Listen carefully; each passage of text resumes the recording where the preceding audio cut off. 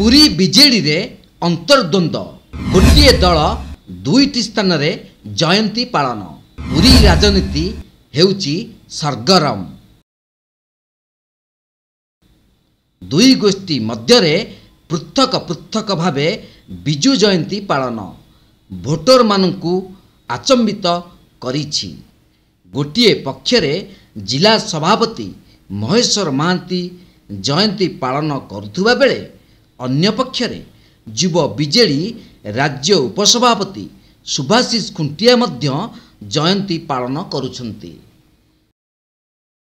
सहर रे आलोचना हेउची गोटिए दल एबे दुई फाळ चिंतारे भोटर दुई गोष्ठी मध्यरे 2 वर्ष हेलानी छक्का पंजा चालिछि। पदयात्रा ठारू आरंभ करी बिजु जयंती पर्यंत दुई गोष्ठीर दुईटी स्थान रे शक्ति प्रदर्शन करुछंती।